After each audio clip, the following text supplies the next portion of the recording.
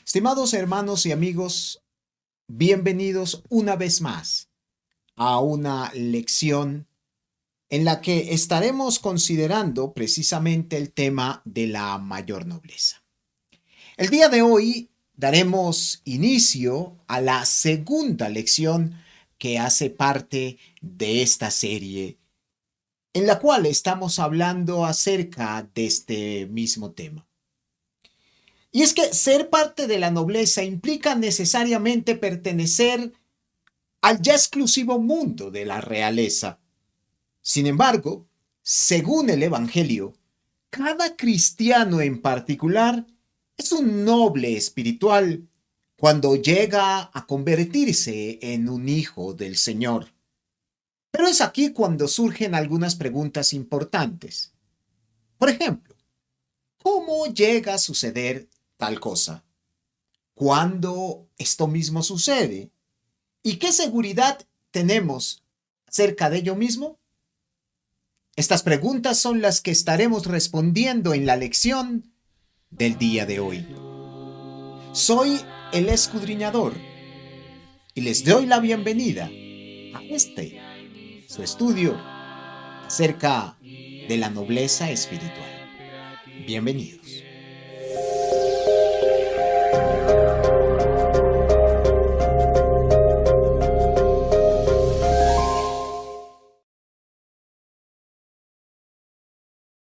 Lucas manifestó que los bereanos llegaron a ser más nobles que los que estaban en Tesalónica. Así podemos leerlo en Hechos de los Apóstoles capítulo 17 y en la primera parte del versículo número 11. Así entonces, lo que hicieron los bereanos nos sirve como base para poder llegar a establecer cómo alguien en un momento determinado puede convertirse también en un noble espiritual. A partir de la enseñanza de los bereanos, de su ejemplo tan notable, obtenemos 5 principios básicos que se nos presentan para poder llegar a establecer cómo una persona puede ser noble desde el contexto espiritual. Así que leamos nuevamente Hechos de los Apóstoles capítulo 17 versículo 11, lo cual será el texto base para la enseñanza del día de hoy. Lucas, en dicho texto, escribe lo siguiente: y estos eran más nobles que los que estaban en Tesalónica, pues recibieron la palabra con toda solicitud, escudriñando cada día las escrituras para ver si estas cosas eran así. Lo primero que quiero decir en relación con los bereanos es que tenemos el gran e importante principio de la imparcialidad. Y es que acerca de este principio ya hablamos en la lección anterior. No quiero hacer esta lección sin retomarlo para que precisamente podamos hacer la lección misma de manera más completa. Los precedentes de Pablo y Silas no eran los mejores, por decirlo de alguna manera, como para que los bereanos pudieran recibirles de una manera sana, de una buena forma.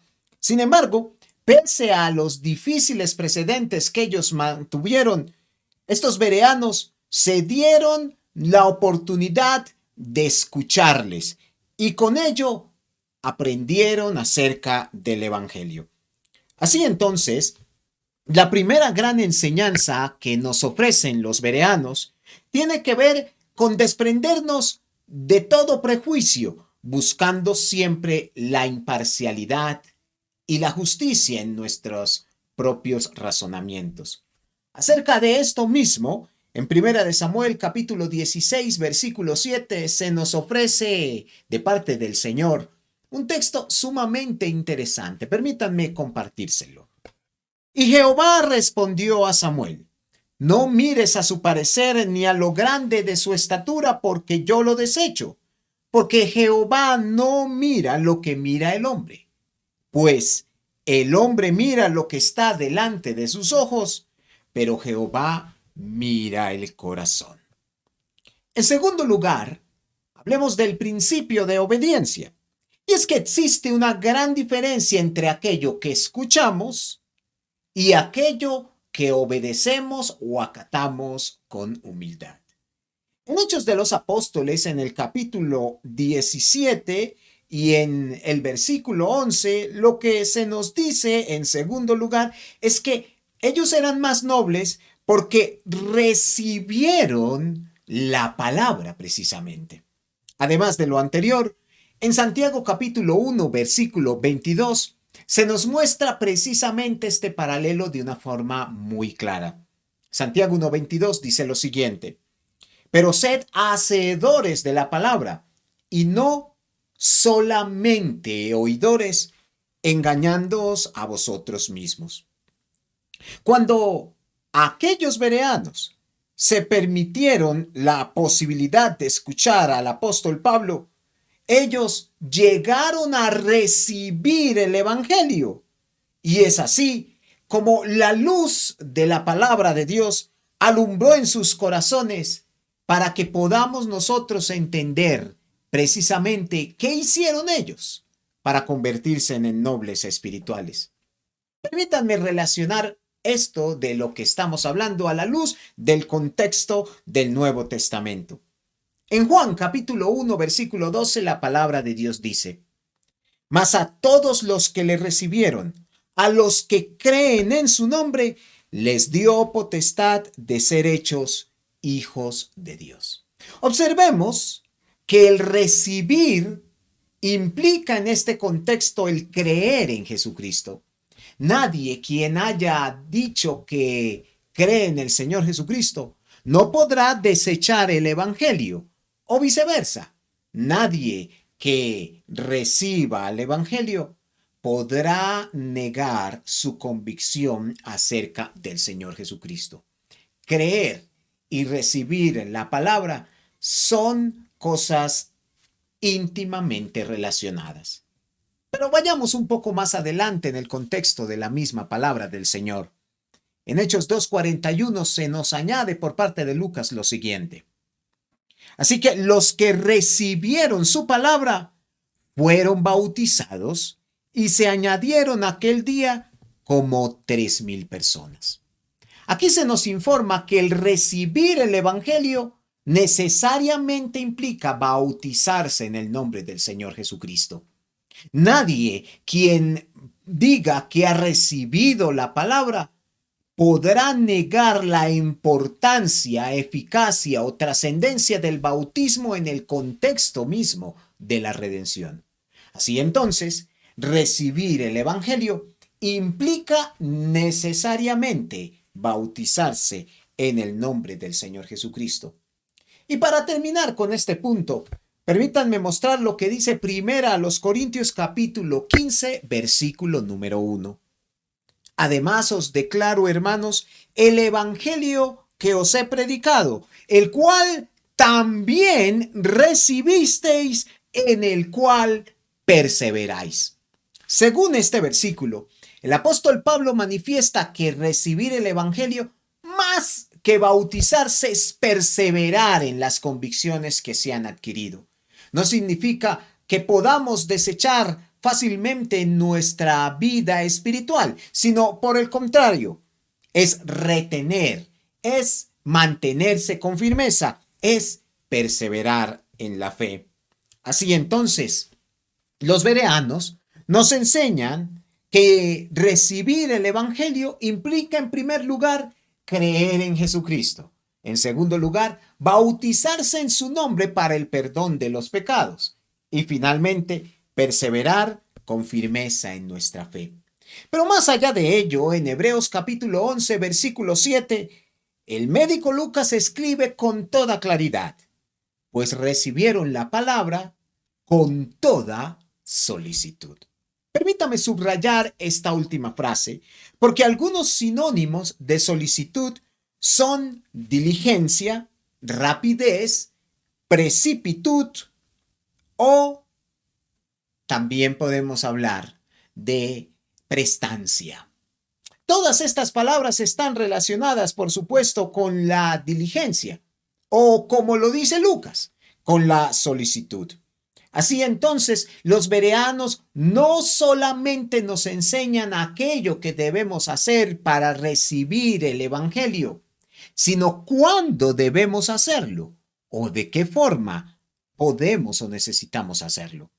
A lo largo de mis años como predicador del Evangelio, he podido observar cómo algunas personas, lastimosamente no pocas, delegan o posponen siempre su posibilidad de bautizarse. Así como en el Evangelio también se nos muestra en casos particulares, como el del rey Agripa, como el de Félix, aquel gobernador, o como incluso el de los filósofos griegos allá, a quienes el apóstol Pablo les predicara en Atenas. Muchos de ellos siempre están delegando su responsabilidad, siempre están posponiendo su bautismo. Pero ese no fue el caso particular de los bereanos, sino que por el contrario, mostraron diligencia, precipitud en su decisión de obedecer al Señor.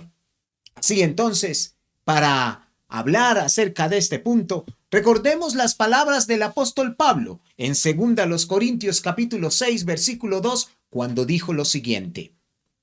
Porque dice, en tiempo aceptable te he oído y en día de salvación te he socorrido. He aquí, ahora, el tiempo aceptable. He aquí, ahora, el día de la salvación. Hoy, mi querido oyente, es el día de salvación. Hoy, mi querido hermano, es el momento para arrepentirse si así lo necesitamos. En Romanos capítulo 12, versículo 11, la primera parte de dicho versículo, el apóstol Pablo agrega, en lo que requiere diligencia, no perezosos.